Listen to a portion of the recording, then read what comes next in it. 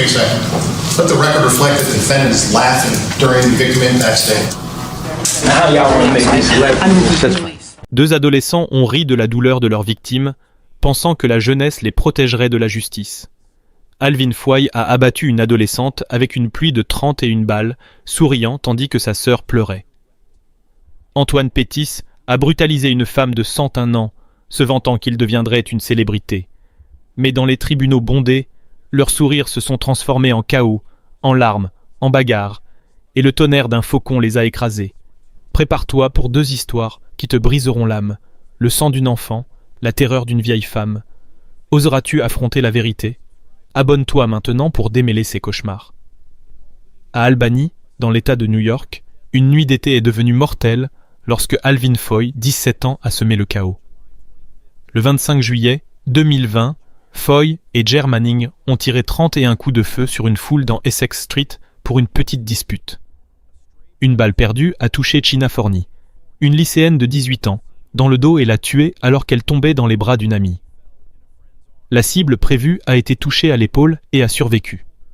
Foy, qui connaissait China, s'est enfui en voiture, laissant la ville sous le choc. La vidéosurveillance a capté le chaos.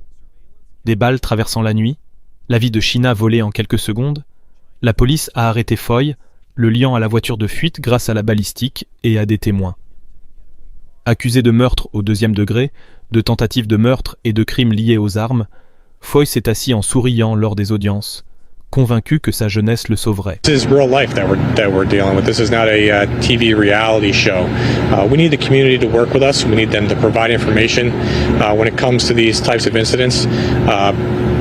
It goes a long way, and we need to make sure that we're holding individuals accountable. En 2022, le procès de Foy s'est déroulé au tribunal du comté d'Albany. Les procureurs ont présenté des preuves de surveillance et de balistique, démontrant que Foy avait tiré le coup fatal. Sa déclaration d'innocence s'est effondrée lorsque la famille de China a parlé de sa perte. Foy a ri pendant leur déclaration, se moquant de leur douleur, préparant la scène pour une tempête dans la salle d'audience. La sœur de China a affronté Foy d'une voix brisée par la douleur. Pendant qu'elle parlait, Foy esquissait des sourires puis éclatait de rire, provoquant la colère de la galerie. As she spoke, Foy flashed smiles, then laughed outright, enraging the gallery. Foy, on May 3rd, 2021, we were a co-defendant. Excuse me a second. Let the record reflect that the defendant is laughing during the victim impact statement. Go ahead, ma'am, I apologize. China was just 3 weeks away from walking across the stage to graduate high school, and we took that opportunity away from her. You came and ate dinner with us, you went out with us multiple times, so we would expect it better from you. And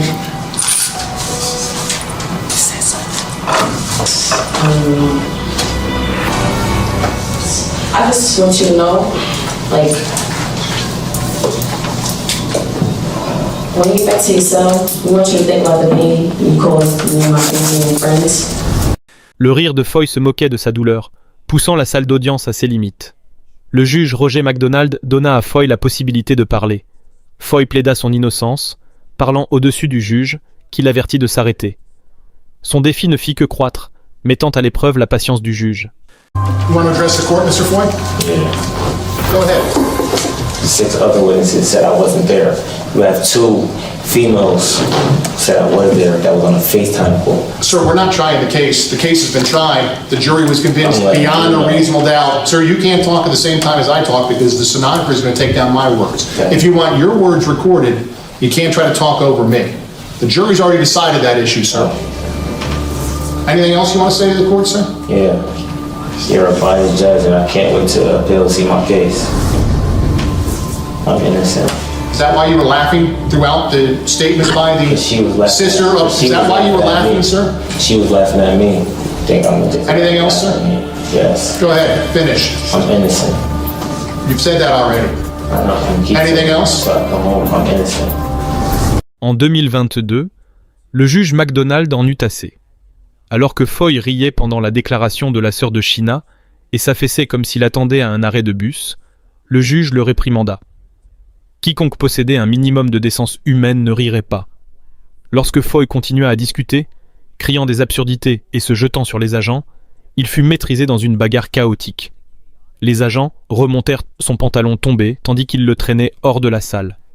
Condamné par contumace à une peine de 25 ans à la prison à vie, le sourire de Foy disparut et sa famille sanglota lorsque le marteau tomba. The defendant stands before this court professing his innocence, and regardless of whether you admit to brutally murdering her, you wouldn't sit at sentencing and laugh about it. And then do nothing. That's, sir, your time to speak has ended. It's now the court's time to speak. If you can't conduct yourself appropriately, we'll send you back into the jail and I'll send you without you here. Here's the bottom line, sir. Anyone with a shred of human decency would not sit in the courtroom and laugh at the sentencing. One more time, Mr. Mills, let your client know I'm about to send him back into the holding cells. Any individual with a shred of human decency would not laugh, regardless of whether he wanted to assert his innocence or not. He would not laugh and make a joke and slouch in the chair and act like this is a bus stop or a bodega or a park bench. I was wrongfully convicted. Take the defendant back into the courtroom. Put her back into the holding cells. I ain't worried about it. Pull his pants up while you're doing it, please. So the courtroom doesn't have to observe that. I'm going to sentence the defendant in his absence. Because he obviously has shown that he cannot conduct himself appropriately. Emmener l'accusé hors du tribunal. Tandis qu'il le faisait, la cour n'eut pas à le faire elle-même. En un certain sens, son absence était déjà établie, puisqu'il avait clairement démontré qu'il ne pouvait pas se comporter comme un être civilisé. Le chaos de Foy n'a pas pu arrêter la justice, un moment gravé dans l'histoire du crime réel. Des criminels comme Foy pourraient frapper n'importe où. Ne restez pas aveugles. Abonnez-vous pour exposer davantage d'obscurité. Des tirs mortels d'un adolescent à l'invasion de domicile d'un prédateur, un autre jeune homme pensait que ses sourires surpasseraient la justice. À Milwaukee, un jeune de 20 ans transforma une maison tranquille en cauchemar. Le 1er septembre 2013, Antoine Pétis fit irruption dans la maison d'une femme de 101 ans pour la voler. Ne trouvant rien, il la frappa et l'agressa brutalement, la laissant si traumatisée qu'elle quitta la maison où elle avait vécu 60 ans pour aller en établissement assisté.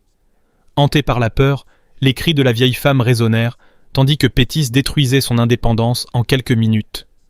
La police arrêta Pétis après que l'ADN de la scène eût correspondu à celui d'un parent, menant à sa confession. Accusé d'agression sexuelle au premier degré, de blessures et de vol, Pétis entra au tribunal en souriant, grimaçant face aux caméras et se vantant. Antoine Pettis walked into court all smiles, showing off for reporters there to see the man charged with a crime that made even veteran police cringe. The crime itself is very disturbing. En 2013, le procès de Pétis commença au tribunal du comté de Milwaukee. Les procureurs détaillèrent la correspondance ADN et le traumatisme durable de la victime.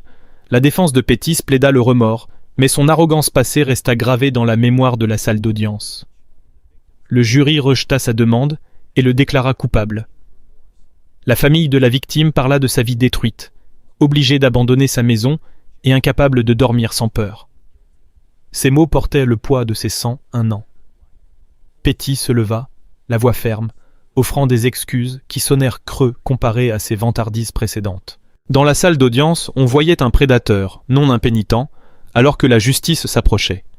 En novembre 2014, le juge Timothy Whitcakh condamna Pétis à 30 ans de prison, plus 15 ans de supervision prolongée, qualifiant le crime de extrêmement grave contre un inconnu.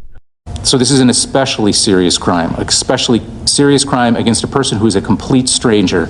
Community's interest in this case is very high. I think we all hope that every citizen can be safe and secure in their own home. One of the more horrific type of home invasions that we see, that she could not go to sleep, that she was afraid at all times as a result of the actions of the defendant. Le sourire de Pétis s'effaça lorsque le marteau tomba. Ses rêves de célébrité furent écrasés. Il fut ordonné de s'enregistrer comme délinquant sexuel et de verser une indemnisation, y compris les frais de déménagement de la victime. La justice frappa. Un moment qui ébranla Milwaukee. China Fori, 18 ans, laissa derrière elle une sœur et une communauté en deuil à Albany. Foy, aujourd'hui âgé de 25 ans, se trouve au centre correctionnel de Great Meadow et sera éligible à la libération conditionnelle en 2046. Son complice, Jamir Manning, a été condamné à une peine de 20 ans à la prison à vie. La victime de Pettis, âgée de 101 ans, perdit son indépendance, et son traumatisme déclencha la lutte de Milwaukee contre les invasions de domicile. Pettis, maintenant âgé de 32 ans, se trouve à l'établissement correctionnel de Green Bay et sera éligible à la libération conditionnelle en 2044. Les deux affaires ont alimenté les appels à des lois plus strictes contre la délinquance juvénile. Alvin Foy et Antoine Pettis pensaient que leur rire et leur vantardise surpasseraient la justice. Mais le meurtre d'une adolescente et la terreur d'une vieille femme provoquèrent la colère du marteau. Des ruses aux cellules, leurs histoires nous divisent. Étaient-ils de jeunes imprudents ou une pure incarnation du mal? La bagarre de Foy dans la salle d'audience, la vantardise de célébrité de Pettis ou la douleur de sa victime t'ont-elles marqué? Crie ton verdict dans les commentaires. Abonne-toi pour voir plus de crimes réels bouleversants et passe à la vidéo suivante. Ne cligne pas des yeux.